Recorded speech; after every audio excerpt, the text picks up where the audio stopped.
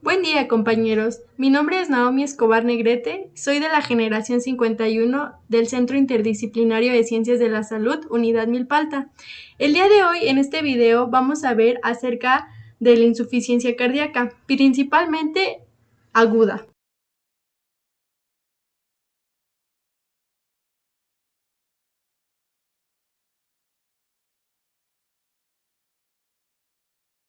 ¿Qué es la insuficiencia cardíaca?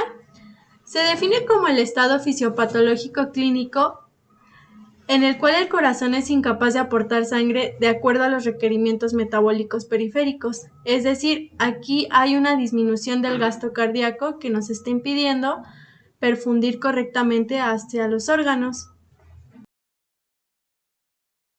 Vamos a tener que hay dos tipos de insuficiencia cardíaca. La insuficiencia cardíaca aguda, que va a ser un síndrome instalado de manera rápida, en minutos, horas o incluso días. Puede ocurrir de dos estadios. Este tipo de insuficiencia cardíaca demanda una atención urgente. Y otro que es la insuficiencia cardíaca crónica, que generalmente pues son pacientes que tienen insuficiencia cardíaca, pero que no tienen una adherencia terapéutica correcta. Es importante recalcarles aquí que al paciente que presenta por primera vez insuficiencia cardíaca se le conoce como insuficiencia cardíaca de novo.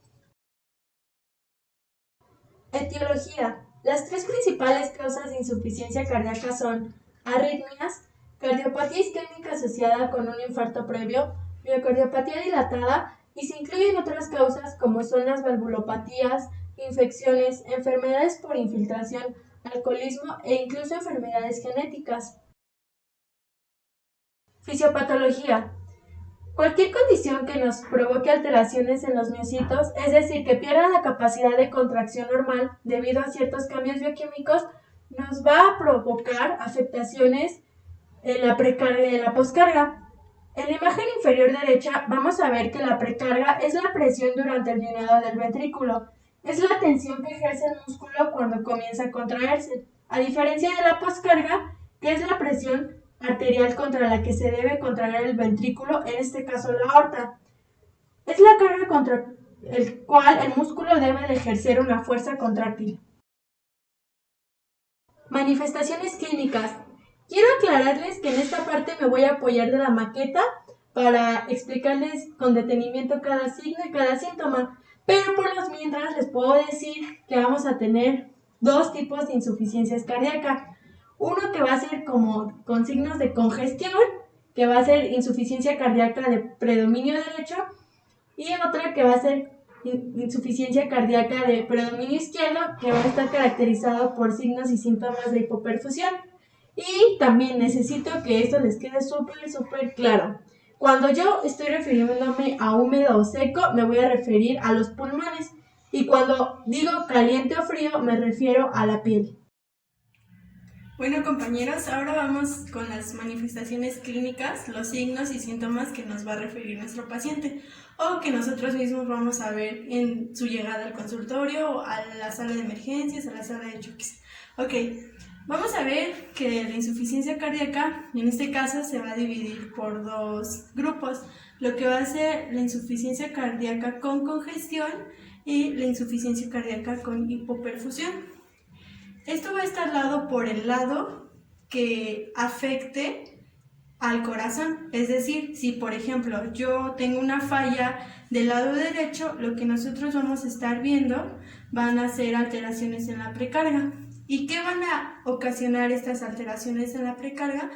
Pues básicamente lo que más se ha visto, los signos y síntomas más enfocados a este tipo de alteración derecha, va a ser la hepatomegalia. La hepatomegalia en este caso vamos a ver que puede ser dolorosa o no dolorosa. Sin embargo, para el tipo de insuficiencia cardíaca en el que nosotros nos estamos enfocando, que es la insuficiencia cardíaca aguda, la hepatomegalia siempre va a ser dolorosa. ¿Por qué? A ver, ¿cómo me puedo dar cuenta si es aguda o si es crónica? Ok, principalmente lo que vamos a ver en una hepatomegalia de características que aguda va a ser el dolor. El dolor va a estar dado porque hay una cápsula aquí que nos está envolviendo el hígado. Esa cápsula es fibrosa y se llama cápsula de Gleason. Bueno, pues esta cápsula en procesos agudos, obviamente como es tan rápida la distensión, llega a provocar mucho dolor al paciente. Entonces cuando nosotros palpamos, cuando estamos haciendo la exploración física y estamos palpando, hacemos la palpación en la zona abdominal cerca del hígado, vamos a notar un intenso dolor, que el paciente nos refiere a un intenso dolor, o incluso el mismo gesto del paciente nos indica que está teniendo este dolor. A diferencia de la crónica, que la crónica no va a producir ningún tipo de dolor, porque pues como la distensión de esta cápsula está siendo muy lenta, pues no existe ningún tipo de dolor. Esta misma hepatomegalia va a estar causando un reflujo hepatoyugular. ¿A qué se refiere el reflujo hepatoyugular? Más que nada se refiere a, volviendo un poquito a la exploración física, cuando yo esté explorando a mi paciente y oprima cerca del abdomen, en esta parte de donde se encuentra el hígado, voy a hacer una presión durante 10 segundos y cuando yo suelte, se va a ver que el volumen está retornando, que hay una elevación por esa zona. Esto nos va a indicar que hay un reflujo hepatoyugular causado por esta misma hepatomegalia. Posteriormente vamos a ver que también puede haber una presencia de un edema agudo pulmonar. Y me van a decir ustedes, pero ¿cómo? O sea, ¿qué tiene que ver el pulmón con pues el corazón? O sea, ¿cómo es que mi corazón derecho, por una falla del corazón derecho, ya me está ocasionando un edema agudo pulmonar? Bueno, pues básicamente lo que está ocurriendo aquí es que como hay demasiado volumen o existe una insuficiencia en el lado derecho, pues básicamente lo que está ocurriendo aquí es que todo lo que viene normalmente, nosotros sabemos que en el ciclo normal llega la sangre desoxigenada por la vena cava superior y por la vena cava inferior.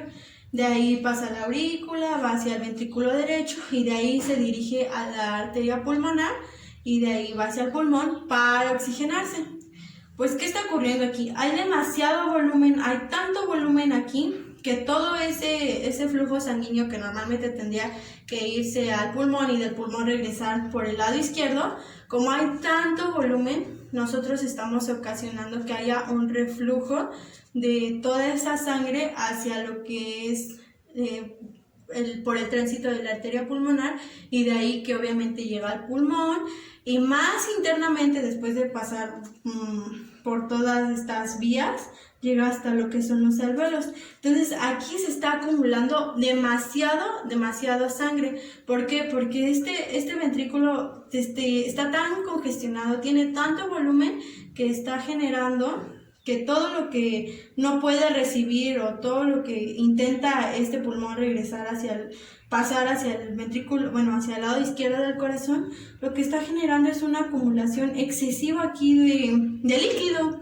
Entonces ustedes me dirán, a ver, ¿cómo? Ok, ya entendimos que es por esta falla, pero ¿cómo es que nosotros sabemos de la presencia de este líquido? Bueno, pues cuando nosotros hacemos o más bien si tomáramos una muestra de esta región, nosotros lo que observaríamos sería una sustancia de color asalmonelada. Esto indicaría que hay presencia de sangre en esta región.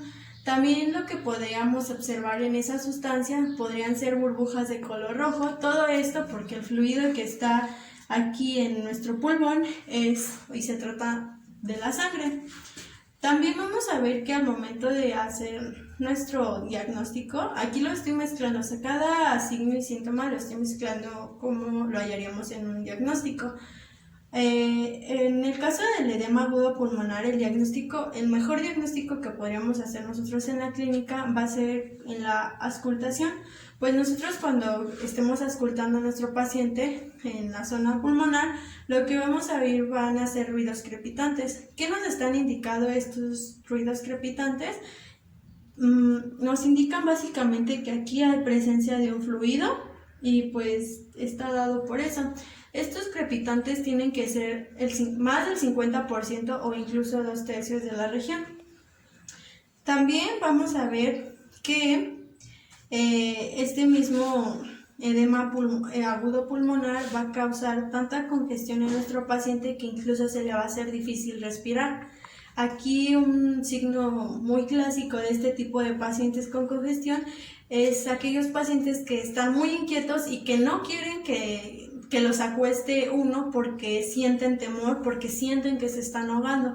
Este tipo de pacientes son los clásicos que solo quieren estar sentados y que no pueden acostarse porque sienten que se ahogan por el exceso de volumen que están teniendo del lado derecho. También vamos a ver que puede darse el edema, que sabemos que el edema va a ser la acumulación de líquidos en las extremidades. En este caso tenemos aquí dos extremidades, una del miembro superior y otra del miembro inferior. Aquí lo que vamos a ver es pues que hay una hinchazón bastante en las zonas inferiores y superiores, a diferencia de una piernita que está sana y que pues no tiene nada, ¿verdad? También puede haber presencia de anasarca. ¿Qué es la anasarca? Los puse juntos porque básicamente la anasarca es una hinchazón generalizada en todo el cuerpo. También vamos a ver que puede haber ingurgitación yugular. ¿A qué me refiero cuando digo ingurgitación yugular? Va a ser que cuando nosotros estemos explorando al paciente en la zona del cuello, cuando este paciente esté en un ángulo de 45 grados, esta ingurgitación va a salir se va a ver demasiado elevada, es decir, nosotros tenemos la vena que retorna normalmente aquí, pero cuando nosotros pongamos a nuestro paciente en 45 grados vamos a ver una elevación anormal que nos está indicando que hay una ingurgitación yugular. También otro de los síntomas, signos, más predominantes en pacientes con congestión va a ser la disnea y la ascitis. Aquí quiero comentarles algo muy importante. Déjenme decirles que aunque es muy común ver en estos pacientes con congestión, edema y anasarca, no son signos tan específicos. Y ustedes me dirán, ¿pero por qué? Bueno, pues más que nada se ha visto que el edema y la anasarca pueden estar relacionados a otro tipo de procesos patológicos y no necesariamente por insuficiencia cardíaca. Por ejemplo, en los ancianos que tienen traumatismos, tienden a generar este tipo de signos, que es edema, y no necesariamente va a estar relacionado a la insuficiencia cardíaca. También vamos a ver que el uso de fármacos, como en este caso yo les traigo de ejemplo el amlodipina. Este fármaco, uno de sus principales efectos secundarios es que va a causar un edema o una hinchazón generalizada, ya sea en las extremidades o en el cuerpo. Este fármaco es generalmente empleado para tratar problemas de hipertensión y también problemas de las arterias coronarias. Entonces, por eso les decía que es un signo inespecífico. Ahora que si ustedes quieren un signo específico de la congestión, de insuficiencia cardíaca con tipo en congestión, ahora que si ustedes quieren un signo más específico de lo que es la insuficiencia cardíaca con congestión, va a ser más que nada el reflujo hepatoyugular y la ingurgitación yugular. Esto, pues como vimos y como ya les expliqué, va a estar dado por el exceso de volumen que tenemos del lado derecho. Ok. Ahora vamos con la insuficiencia cardíaca con problemas con hipoperfusión. Esto va a estar dado más que nada porque hay una falla del lado izquierdo del corazón y por lo tanto va a estar alterando la poscarga de nuestro organismo. Entonces, ¿cuáles son los síntomas y signos más frecuentes en este tipo de pacientes que tienen hipoperfusión? Va a ser lo que es la piel pálida y fría. O sea, ustedes cuando están en contacto con su paciente, lo que van a observar principalmente va a ser que hay una palidez excesiva en nuestro paciente, y además si ustedes tienen contacto directo con su piel, van a sentir que es una piel extremadamente fría. También va a estar la cianosis. En este caso aquí yo les quise poner un stitch como por el color azulito que tiene en su piel, pero no se vayan con la finta de que Stitch es azul completamente y así se va a ver completamente un paciente cianótico. Lo que va a caracterizar a la cianosis va a ser que va a tener tonos azules ligeros o un poco marcados, pero puede ser en las extremidades, en la parte distal, ya sea en los dedos de las manos o de los pies.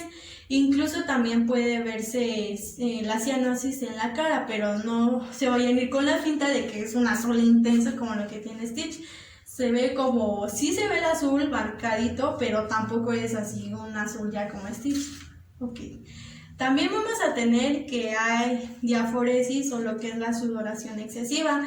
Esta sudoración normalmente va a ser frío y pegajoso. Si nosotros vamos a observar un sudor pegajoso y pues igualmente frío, como les mencionaba. También vamos a ver que en este tipo de pacientes hay oliguria, es decir, que hay disminución al ir al orinar en nuestros pacientes. ¿Esto por qué? ¿Por qué está dado la oliguria? Pues como hay una hipoperfusión, la sangre no está llegando correctamente hacia varios órganos. En este caso, el más afectado aquí viene siendo mi riñoncito. Como no está llegando mucha sangre, como no hay buen fluido de sangre, pues mi riñoncito le va a pasar que va a trabajar menos y pues el paciente va a estar orinando menos. Y me preguntarán, pero ¿cómo es que si hay hipoperfusión, hay otros pues órganos o sistemas pueden seguir funcionando o medianamente siguen funcionando? Pues aquí lo que va a hacer inteligentemente nuestro corazón es que va a ver, ¿sabes qué? No tengo tanto volumen de sangre, pero mi prioridad va a ser mandarlo al sistema nervioso central. Entonces todo lo manda hacia el cerebro porque es el que mayor demanda tiene. Toda esa sangre que está generando, aquí mi corazoncito se lo va a mandar al cerebro. Dice, tómate, nútrete, y aunque él me lleve a los demás, y pues en este caso se lleva al riñón y por eso pues da esta manifestación. Pero ¿qué pasa si digamos que la hipoperfusión ya estuvo prolongada durante mucho tiempo? Lo que va a pasar básicamente va a ser que va a haber una confusión mental en el paciente. ¿Y esto por qué? Porque pues como nosotros tenemos poca sangre, pero se fue al cerebro y el cerebro está haciendo su trabajo como puede, pero llega un tiempo en que dice el cerebro, es que ya no me alcanza la sangre que me estás dando, necesito más. Y pues, ¿qué está pasando aquí? Pues aquí mi corazoncito lo que intenta es que llegue sangre al cerebro, pero pues ya no tiene con qué darle más suministro de esta sangre. Entonces lo que va a pasar aquí es que a nivel del sistema nervioso central va a crear alteraciones y estas alteraciones se van a reflejar en la confusión mental. Pero aquí quiero aclararles algo muy importante. Nosotros vamos a ver la confusión mental en un grado de hipoperfusión severo, cuando ya es muy grave, porque no siempre va a estar presente. Generalmente el que está siempre primero más presente va a ser la oliguria, y ya después que pasó más tiempo sin que llega sangre a nuestro cerebrito y a nuestro sistema nervioso central, nosotros vamos a tener lo que es la confusión mental. Y bueno, ahora vámonos con los perfiles. Estos perfiles, este tipo de clasificación, más que nada lo que nos va a permitir es darles un tratamiento o un abordaje inicial correcto a cada uno de ellos, porque vamos a ver que cada uno de estos perfiles son diferentes y pues obviamente necesitan un abordaje y un tratamiento diferente. En este caso vamos con el perfil A. Este también es conocido como caliente y seco. Este tipo de perfil se trata de una insuficiencia cardíaca aguda compensada, es decir, aquí es en el perfil donde nosotros queremos que todos nuestros pacientes con insuficiencia cardíaca estén, evitándonos congestión y hipoperfusión. Es decir, en estos pacientes no hay hipoperfusión y no hay congestión, es el estado de balance de nuestra insuficiencia cardíaca aguda. Por eso se dice que es compensada, porque a pesar de que hay la insuficiencia cardíaca, no tiene manifestación de ningún signo o síntoma. Ese fue el perfil A. Luego vamos a tener lo que es el perfil B, que va a ser también llamado caliente y húmedo. Este perfil más que nada va a estar caracterizado porque no hay hipoperfusión, o sea, todos estos signos no están presentes, pero sí hay la congestión. Vamos a ver todos estos signos y síntomas y pues por eso se llama caliente y húmedo, porque su piel es calientita, no tiene sudoración, no tiene sudor pegajoso, está bien la piel, o sea, no hay oliguria, no hay nada de eso, pero está húmedo porque pues hay un exceso de volumen por la falla derecha que estamos viendo, como ya lo habíamos visto. En el caso del perfil C, que está aquí, vamos a ver que también es llamado frío y húmedo. Aquí tienen que tener mucho cuidado porque este perfil es el de peor pronóstico, es el más peligroso que nos puede llevar a la muerte. ¿Por qué? Porque en este sí va a haber hipoperfusión, o sea, todos estos de hipoperfusión, y también va a haber congestión. Entonces ustedes imagínense que van a tener tanto piel fría, diaforesis, sudor pegajoso, va a tener oliguria y además va a tener lo que son hepatomegalia, edema agudo pulmonar, puede ser ingurgitación yugular, edema o anacerca. Entonces, por eso hay que ser muy cuidadosos con estos pacientes que son fríos y húmedos.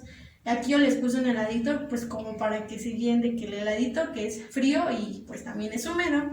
Y pues está de color rojo porque es el paciente que más riesgo de mortalidad tiene si no se trata a tiempo.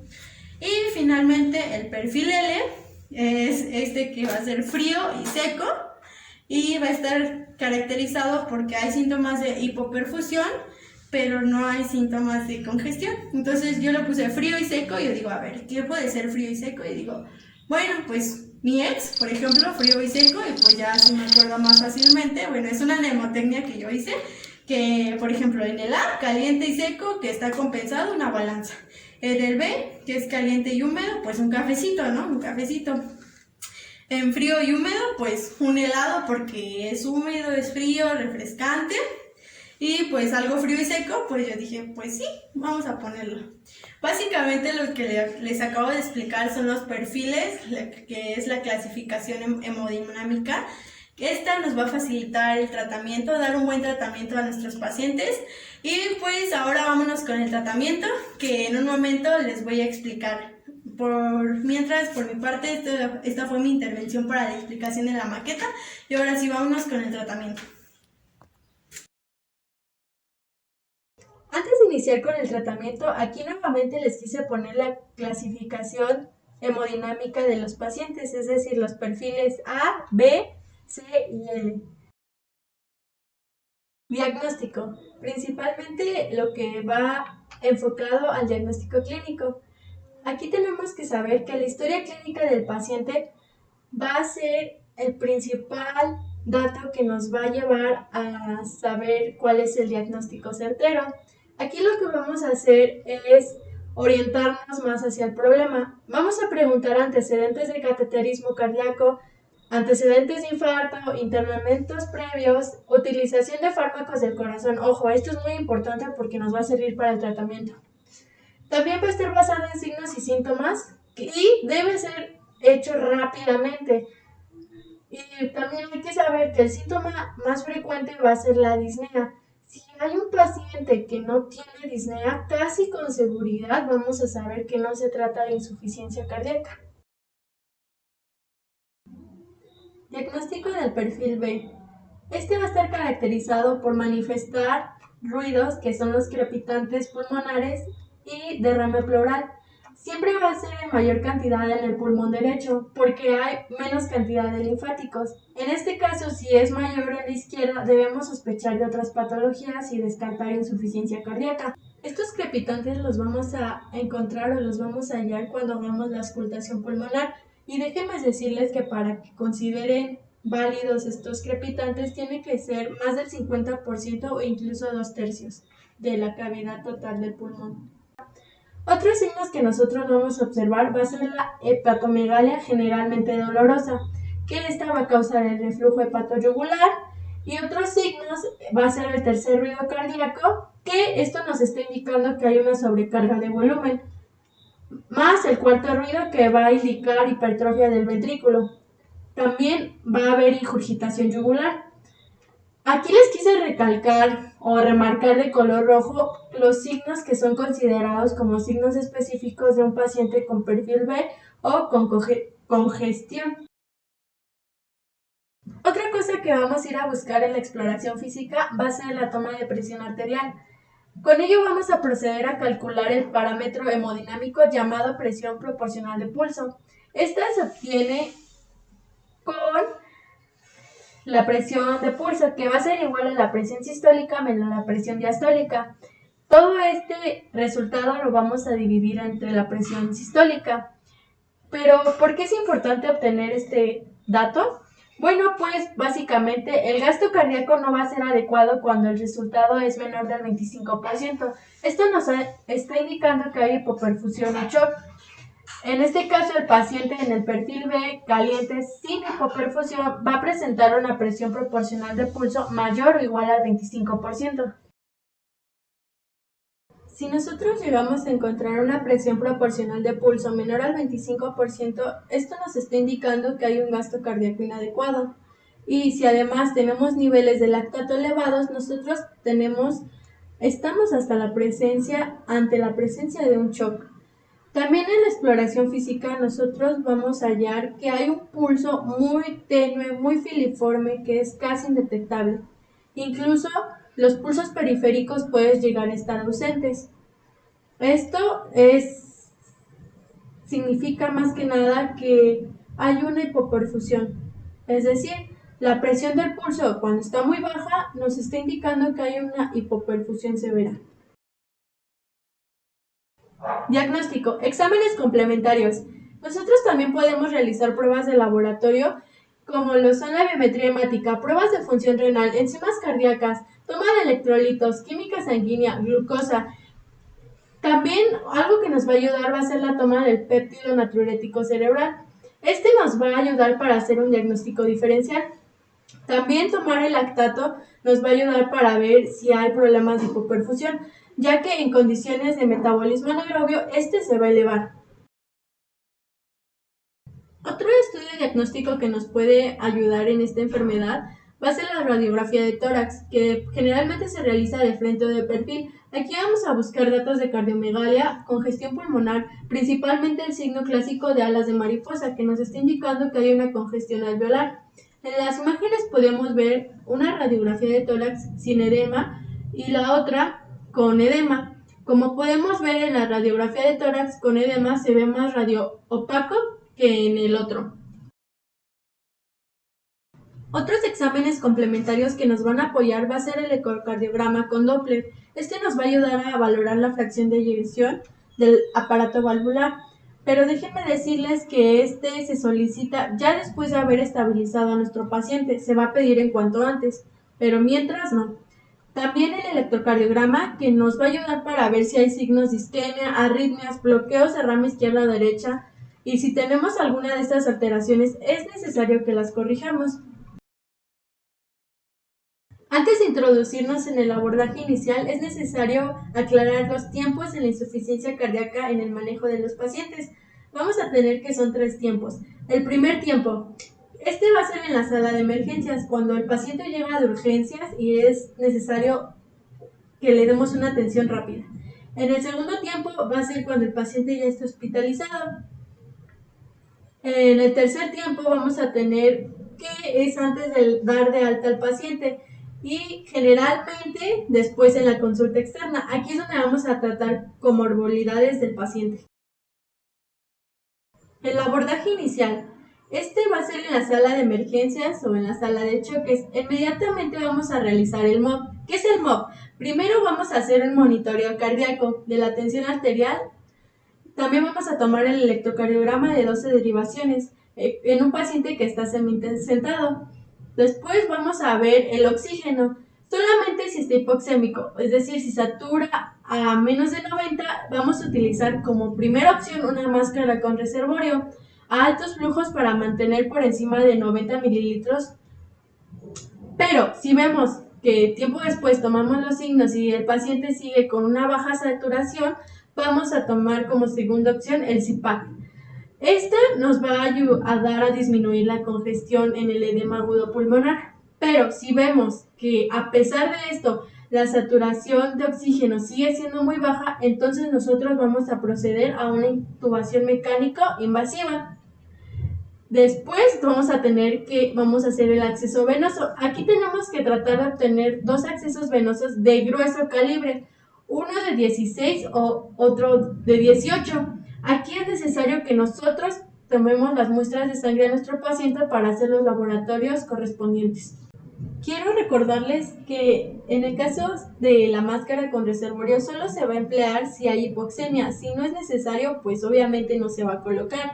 Y en el caso de los accesos venosos, déjenme decirles que nunca deben de hacerse en los pies o anticubital o en el yugular externo.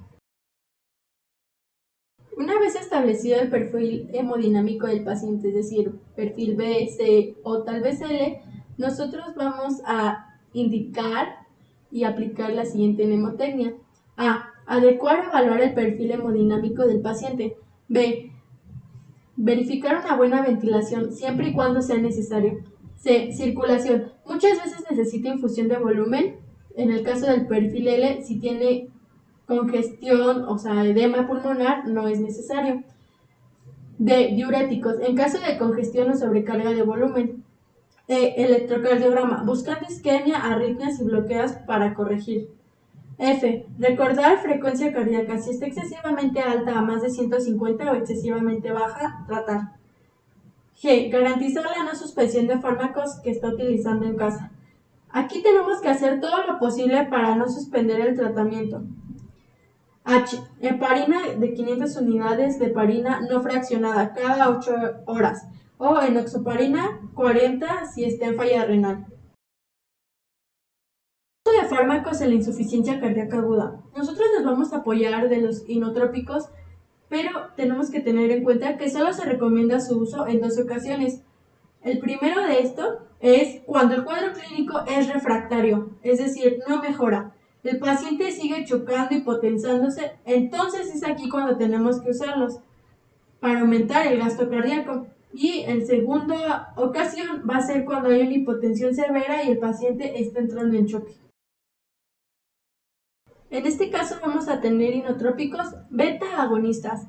La butamina es uno de estos inotrópicos beta agonistas. El problema de la dobutamina es que al ser un beta agonista, si el paciente está usando beta bloqueadores, probablemente para aumentar el gasto cardíaco, por lo menos un 20% deberemos usar por lo menos el doble de la dosis de lo habitual y bajar la dosis de los beta bloqueadores durante el internamiento para que la dobuta haga efecto.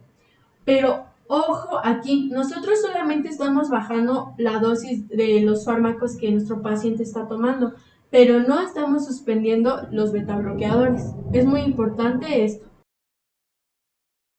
En esta imagen nosotros vemos las propiedades farmacológicas de la dobutamina. En este caso vamos a ver la dosis, que es la dosis de carga de 12 a 24 microgramos por kilogramo infundidos durante 10 minutos. Continúa de 0.1 microgramos por kilogramo por minuto. La vía de administración va a ser intravenosa. Amirinona.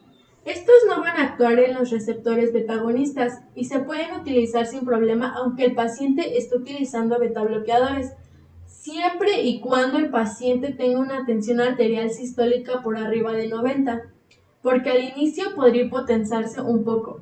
Este fármaco principalmente tiene efectos hipotensadores, entonces vamos a tener que ser muy cuidadosos con la tensión arterial. Si está por arriba de 90, solo aquí podemos usar este fármaco. Vasodilatadores. Actúan de dos formas, disminuyendo la precarga. Muchas veces el paciente necesita disminuir la precarga y para disminuir la tensión generada en la pared del ventrículo y disminuir el consumo del miocardio de oxígeno.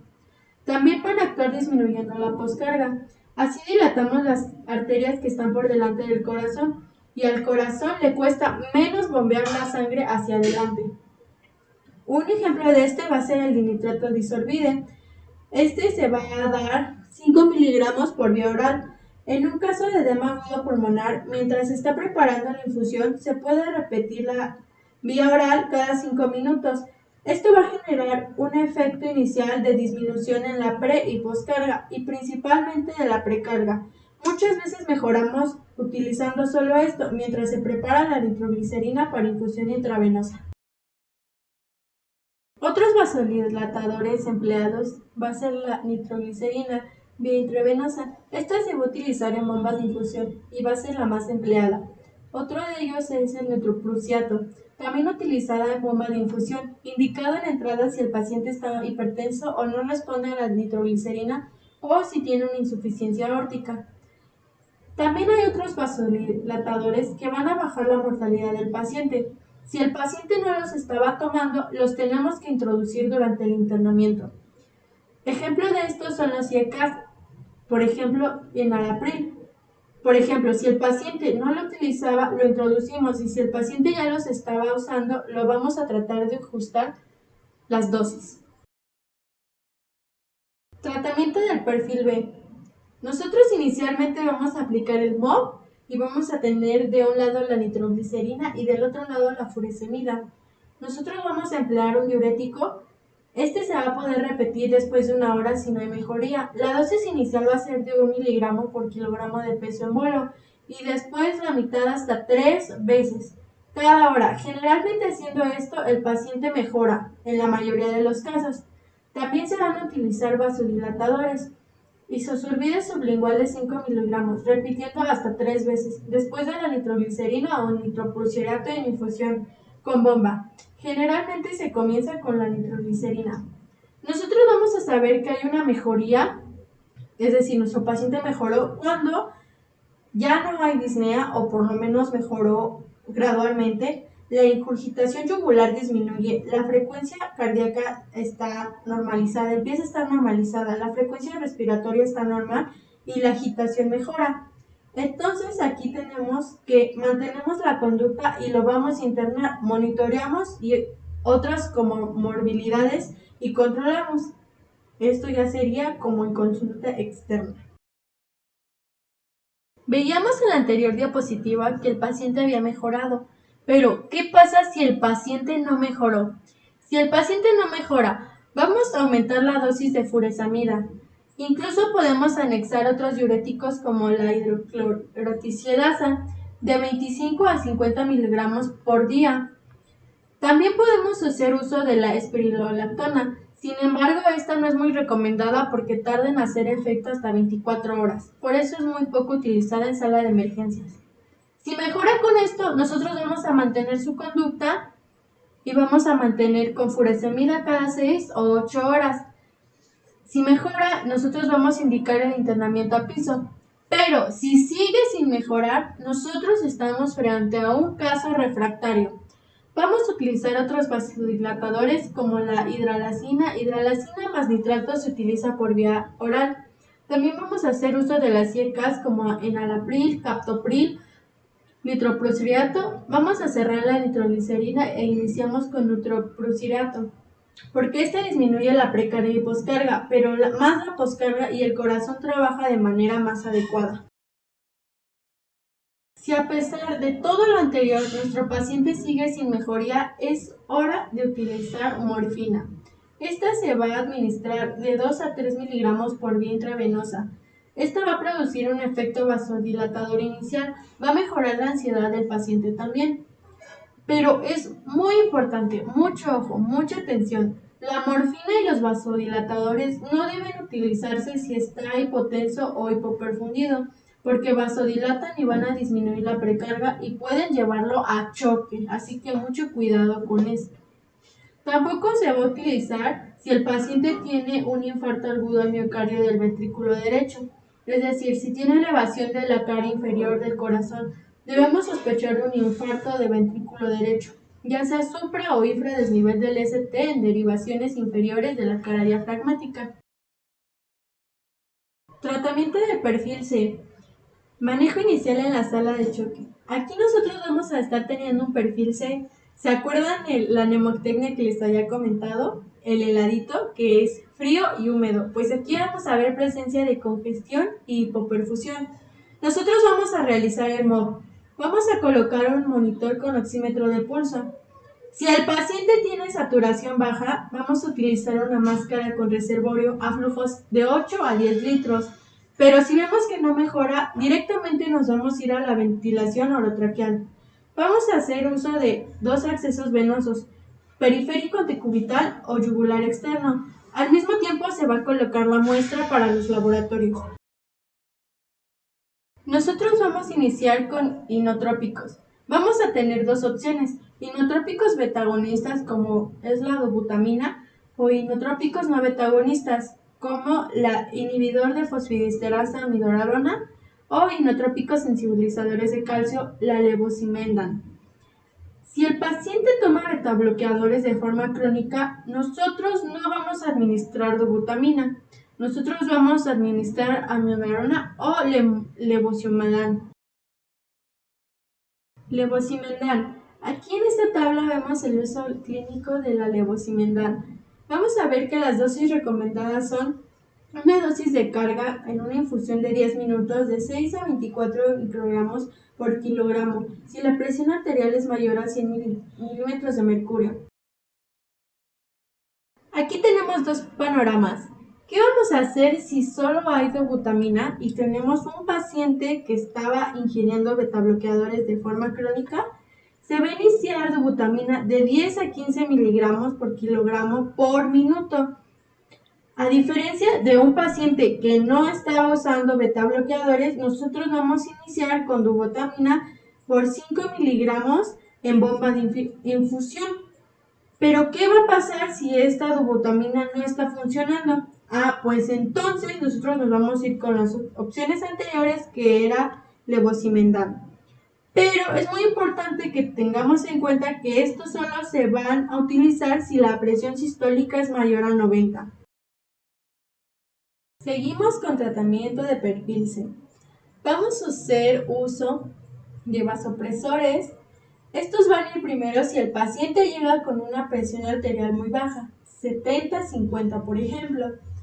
Vamos a hacer uso de noradrenalina en 2 bombas de infusión. Una vez ya estabilizado al paciente, o sea la presión arterial, vamos a iniciar con dobutamina. Aquí vamos a ver que si todo esto mejoró, ya no hay hipoperfusión. Y vamos ahora con la congestión. ¿Cómo vamos a saber que ya no hay hipoperfusión? Pues nosotros vamos a tener contacto con la piel de nuestro paciente y vamos a verificar que ya no hay piel fría, ya no hay sudoración pegajosa, nuestro paciente ya no presenta oliguria o incluso si nuestro paciente llegó con confusión mental, su estado es más orientado a cómo llegó. Entonces aquí es cuando decimos que ya no hay hipoperfusión y ahora es momento de ir a tratar la congestión. Seguimos con el tratamiento del perfil C, pero esta vez ya tratando la congestión. Nosotros vamos a administrar diuréticos. Va a ser furosemida 1 miligramo por kilogramo. Se puede repetir la primera hora si no hay mejoría. Después de 1 hora, repetir. Furosemida cada 6 horas y 8 horas 1 miligramo por kilogramo por bolo, de 2 a 3 dosis. Se sugiere que la carga sea después de la primera mitad. Si el paciente no mejoró con diuréticos, empleamos vasodilatadores, pero como tenemos noradrenalina que aumenta la poscarga, se va a suspender. El vasodilatador isosorbide vía oral 5 miligramos va a disminuir la poscarga, igual que la nitroglicerina vía intravenosa va a disminuir la poscarga. Al paciente que está cursando con isquemia miocárdica se aconseja usar nitroglicerina. Vasodilatar los vasos coronarios mejora el oxígeno del miocardio y se trata el bajo gasto cardíaco con inotrópicos y le ayudamos al corazón con vasodilatadores. Los diuréticos eliminan el exceso de líquido y la furosemida en los primeros minutos también produce vasodilatación, disminuyendo la precarga. Si el paciente es hipotensa y fuera choque cardiogénico, cerramos la nitroglicerina y abrimos la noradrenalina y aumentamos la dobutamina. Si el paciente continúa deteriorándose, asociamos inotrópicos en un manejo en terapia intensiva. Finalmente vamos con el tratamiento del perfil L, es decir, este paciente que tiene piel pálida y piel fría, que presenta hipoperfusión. Después de una vez realizado el MOB, vamos a iniciar prueba de volumen y administrar en bolo rápidamente 250 mililitros de solución fisiológica.